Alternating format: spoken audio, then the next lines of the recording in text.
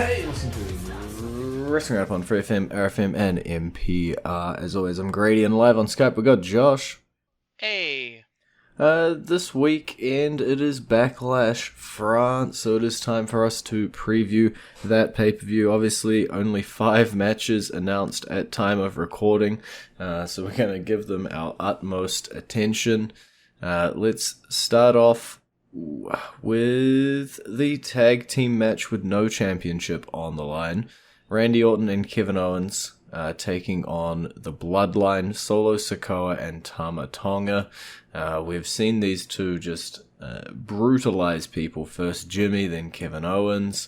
And now it looks like Tama Tonga's at least gonna have his debut for the WWE. This should be an interesting match. Normally I would say this is a slam dunk for the Bloodline, because this is a debuting of a new talent.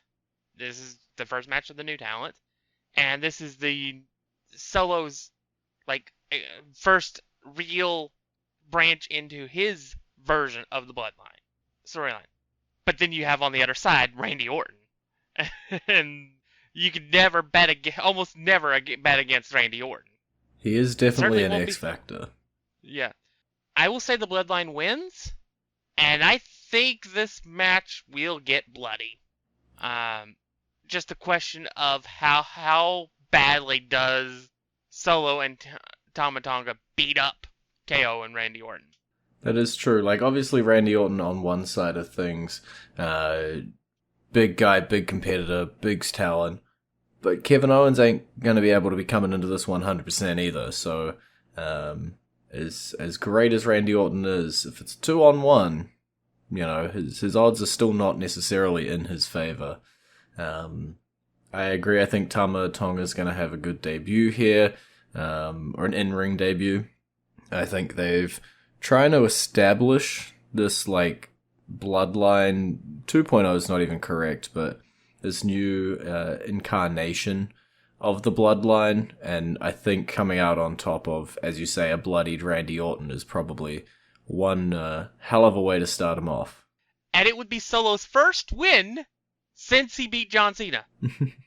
And it would be Randy Orton. Yeah.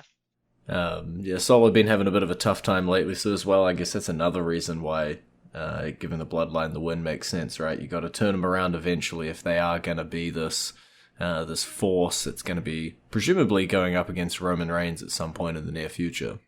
We've got the women's tag team match as well. This time titles on the line. Kabuki Warriors defending them against Bianca Belair and Jade Cargill. How can you stretch the conversation about this one out longer than just saying it's over for the Warriors? Well, take everything I just said about the previous match. About it seeming like it'd be a slam dunk if it wasn't for a certain person on the other end. Take that part off of the end and just it's a slam dunk. The titles are going to change hands here. There is absolutely no universe in which Bianca Belair and Jade Cargill does not walk out with the titles. None. Sometimes you say that there's a random Earth out there where it happens, and this time you're doubling down so hard. Not a single one. No. This match could happen on a billion Earths, and Bianca Belair and Jade Cargill would win on a billion Earths. That's just how dominant that these two ladies have shown in case of Bianca, and shown flashes of for Jade Cargill. And unfortunately, they're the buzzsaw that the Kabuki Warriors are about to run into. Yeah, I think the Kabuki Warriors and Damage Control as a whole have done really well, obviously finishing up their storyline with Bayley and moving through into this match. I could have seen this match potentially at WrestleMania, potentially, on a random Raw or SmackDown. I think this outcome has been a little bit foreshadowed, a little bit obvious for a while now. It was just, when was the trigger going to get pulled, and we got a very specific date, and it was in France. Which we expected, to be honest. Now the question is how long will Jade and Bianca hold the titles before the eventual splitting and somebody turns on somebody. How long There's can they no- coexist? Yeah. There's no guarantee on how long that will happen or who actually turns. Because I think that's one of the beauties of this story is that you don't know if it's going to be Jade turning on Bianca. It most likely will be, but there's always the possibility that they could take Bianca's character in a different direction and she be the one that turns on Jade.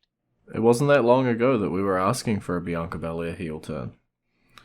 So would not be sad if that was the path they ended up taking, but I do expect them to have at least a short little run here. I don't see it, ending in 2 weeks. No, it probably will end just before SummerSlam, to be honest.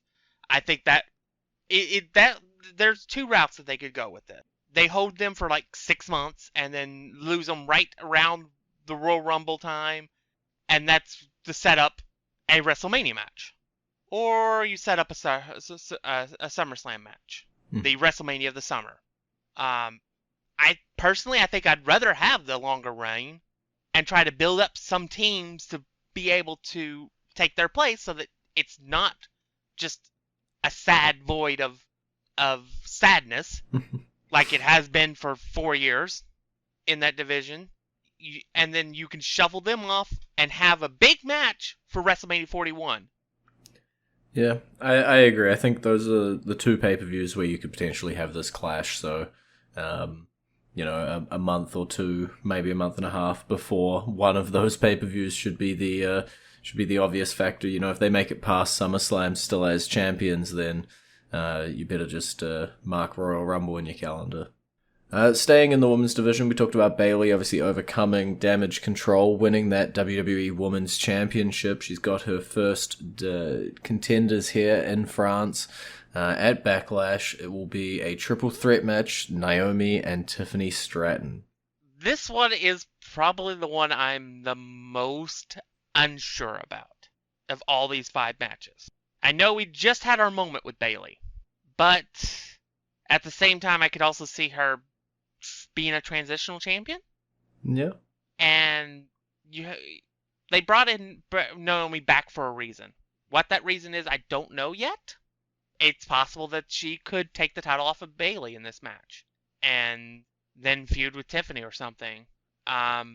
Or they could launch that rocket pack on the back of Tiffany Stratton to the moon, rip Cameron Grimes, and send her to the stars in this match. I think Bayley retains, but nothing will surprise me with this match. Yeah. I also think Tiffany probably would be my best bet at the women's Money in the Bank contract. It's a solid choice, I think. I always, prefer it when it is going to be like a strong heel who needs that little bit of a push, and I think Tiffany could do amazing things with the briefcase.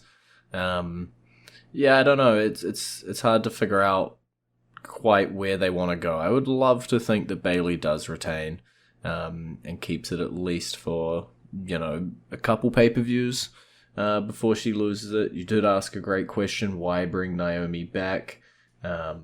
She did have, obviously, the moment at WrestleMania with Cargo and Bianca, but there's got to be something in the plans, surely. I do have one other option that doesn't involve the title.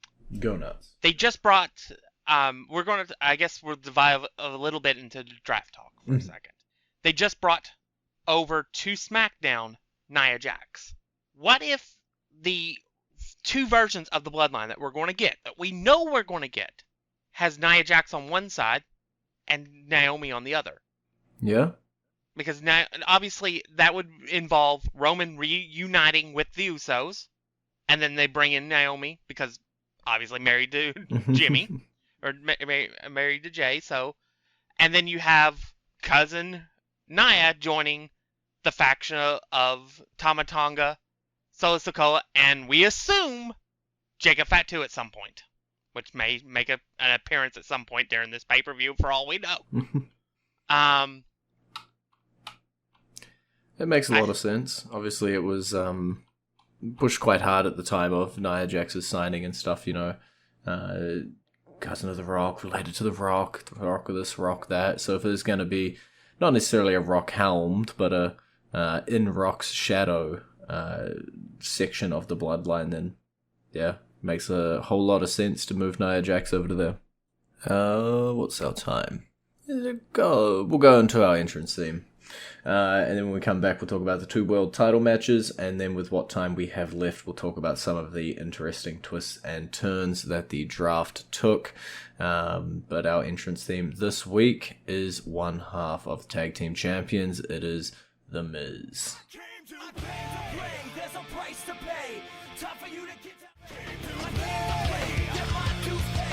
You're back to Wrestling Roundup on FreeFM, ArrowFM, and MPR. I'm Grady, he's Josh. Which world title do you want to talk about?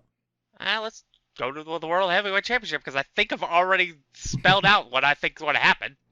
Fair enough. World Heavyweight Championship, Damien Priest slowly fracturing himself away from the Judgment Day, going up against Jey Uso, who just got one up on him at the Go Home show. I think this will be a good match. I've loved the stuff that Damien's been doing since he got the title. I would love the idea of him telling Judgment Day, do not come out. I don't need you. You need me, not the other way around. Them actually listening and Damien Priest losing. Because I think that would extend the storyline of making him realize that maybe he does need them. But at the same time, I could also see him just beating Jey Uso cleanly. And showing off that he doesn't need them and further fracturing the group. I could also see them coming out and helping him anyway, regardless of what he says, and further fracturing the group. I could see them coming out to try to help and costing him the match. But I think what I think ultimately will happen is I think we'll see the debut of Jacob Fatu costing Jey Uso the match. Yeah, I like almost all of the things that you listed there, I think. Damien Priest is a bit too new of a champion for a title change. I do love me some Jey Uso, but I think this is still the Judgment Day's storyline. I know it could just be a hitch in the storyline for Damien to lose it on his first big defense here. I feel like that's not the path we're going to be going down. I could see what you said where the Judgment Day come down and help him anyway. I think for me, the Judgment Day has already started doing their fracturing here and there. Damien's showing not necessarily good guy mannerisms, but it's definitely more of a like, hey, don't interfere in my matches, I've got this. Dominic is busy showing up in the background of segments with Liv Morgan, still teasing that Rhea Ripley stuff when she eventually comes back from injury. And so it just kind of leaves Finn and JD, and now that Damien has the title, I have to assume that eventually we will get our Damien Priest versus Finn Balor match for the title. But that's just where I expect it to go. Yeah. I'll be honest with you, I would not be against hot potato in the title. With this being only the third champion, I wouldn't be against it because it does add more. It gives Jey Uso an accolade. Mm-hmm. And it furthers his story because eventually you do know that it's going to come into play with the bloodline, the storyline. Plus, it would be pretty cool if he walked into that match with the War Games match that we expect to happen in November as the World Heavyweight Champion. Yeah. Obviously, I don't think he would win it and hold it for that long. Yeah, I was going to say, it is quite a while away, 6 months off. Yeah. But so that's why I think there'll be something dirty that happens. Whether it's Judgment Day, and that's just how simple it is, or just a reminder that, hey, the Bloodline still hates your guts, Jay, and this is our new body in our group, may also come into play, and then maybe sometime down the road, maybe he gets the Money in the Bank contract in June, and he uses it to become the champion at like SummerSlam or something. And that's how you get him as world champion going into that event. Yeah. Definitely so many outcomes, I think. still interweaving all of this bloodline stuff, right? It's still the A story, and it's still how does it affect this? How does it affect this? And interested to see when we come out of Backlash France, as you say, how many members does the bloodline have, and who's holding the big titles? And the other big title on the SmackDown side of things, just taken off of Roman Reigns, is on Cody Rhodes' shoulder heading into France. His challenger, AJ Styles, won a triple threat match and then defeated LA Knight, who also won a triple threat match in the grand finals, booked his ticket to France. Probably does not have a whole lot of chance. Well, let's see here. If history says anything, he certainly doesn't. Let's see here. AJ Styles was the first opponent Seth Rollins had after he defeated Brock Lesnar and ended his long title reign. AJ Styles was the first opponent for Drew McIntyre after Drew won the title from Brock Lesnar at WrestleMania. And now he's the first opponent for Cody Rhodes after he beat Roman Reigns after a 3.5-year title reign. What was the common denominator of all three of those matches? AJ Styles lost. Yeah, I think AJ's a really good talent that you can just sort of throw in and have this sort of feud with pretty easily. And, he's going to put on a good match, and, Cody AJ is going to be great. I wouldn't be shocked if we've seen it in some form in other companies. I don't have the greatest memory in the world. But... No, I'm pretty sure I've seen that this is the first time they've ever had a match. All right. Because I believe Cody was fired right before they brought in AJ Styles. It is possible they ships in the night and dodged each other. Yeah. Up to that point, Cody was always in WWE, and you can't work outside of the company without permission. So, yeah, it's all that thing. I still remember, speaking of the Seth Rollins thing, I just saw my Facebook memories from today, yesterday now that it's almost 12:30 where I am, and I got to see the pictures that I took of the Raw I attended that had him and Seth signing a contract. And I still remember the most amazing picture I've ever taken, and that was the double stomp at the point in which the contact was made on FTR. So that was fun. It was also the god awful show that they shaved. I think it was Cash Wheeler's back. I forget which one it was. Look, it doesn't matter. We don't even have to talk about that. Yeah. But I mean, it's like one of those memories that I just have. It's like I went to Raw, saw some cool stuff, took a cool picture, and it tied into what we just talked about because it was dealt with AJ Styles facing off against a New World Champion. Yeah. And I think when you look at the talent that's on SmackDown after the draft, yes, this is my convenient segue into that. Obviously, you got Cody Rhodes and Logan Paul staying there with the championships. You got Solo Sikoa and Tama Tonga floating around doing whatever the Bloodline's going to be doing. Outside of that, you got Randy Orton, AJ Styles is going down here, LA Knight got defeated on the way up, Kevin Owens still dealing with the Bloodline, Bobby Lashley and his crew, Shinsuke, Andrade, Carmelo Hayes getting called up, Baron Corbin back up here as well. It's not the deepest well of potential challenges for Cody Rhodes' title. Yeah, I mean, it's definitely an opportunity to start building people up. They even brought in Carmelo Hayes to have an amazing match with Cody, night one of SmackDown, who is officially part of the SmackDown brand now, after being drafted. There's still a lot of things they can do going forward. You could still do that Randy Orton match with Cody.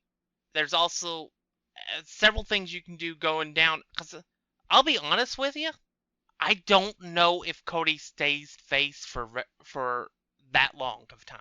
Mm-hmm. I think at some point the power corrupts him, so to speak. And he definitely, I think, makes a turn at some point, and maybe that opens up more people for his title reign. I could definitely see him facing off against Shinsuke for the title. Yeah, I Even think though that we one's saw probably that like next. a million times already.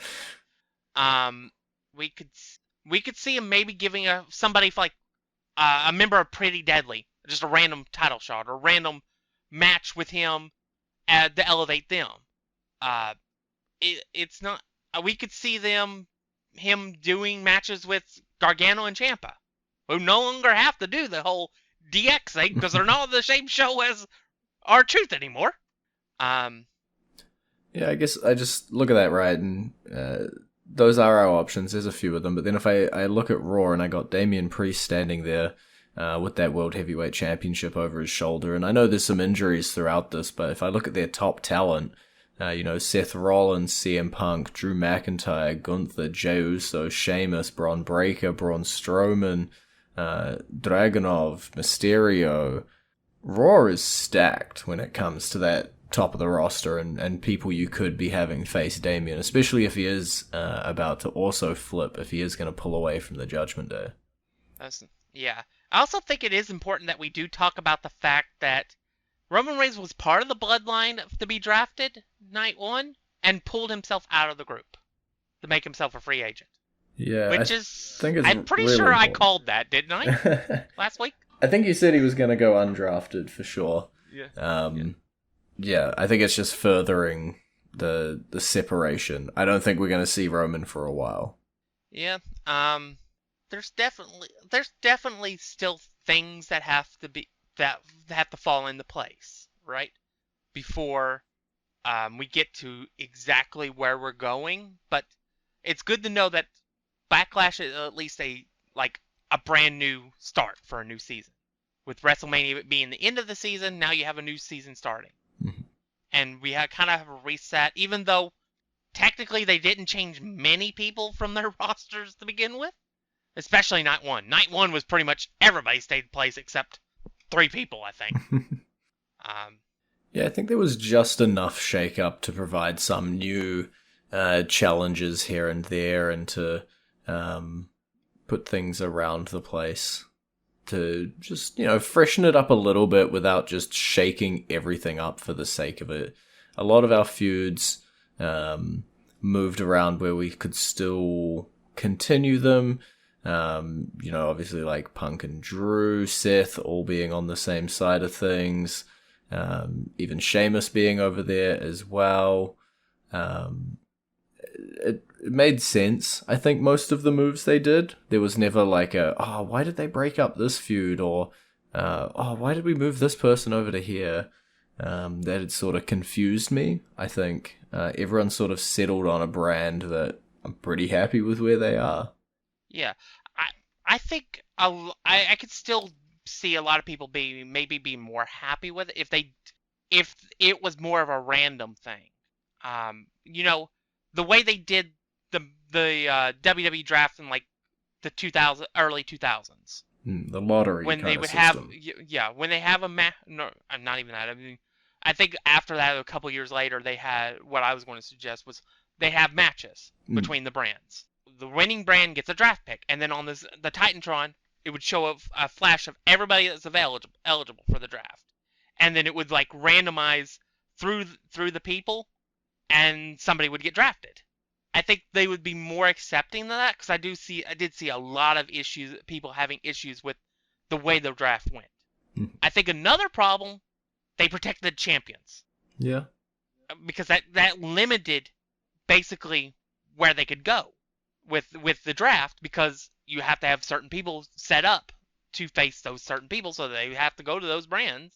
And there were no mysterious about, well, Cody just won the World Universal Championship. Is he going to be the SmackDown champion or the Raw champion?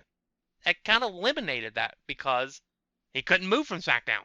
Yeah, it'll be interesting to see if this is the format that they take going forward, or if they do remove to, as you say, or move back to more of a random format, or if the champions are back up for grabs. I know that having the champions being able to be drafted and stuff does lead to either like an obvious pay-per-view outcome or well, if they traded one woman's champion to this brand, we know the other woman's going to go to the other brand. But it still, again, gave us a nice, easy way to just have 8 fresh new matchups by just moving what brand a champion is on, and all of a sudden everything just opens wide open. But that is about all the time we have for this week. It's been great talking to you. Bye, B.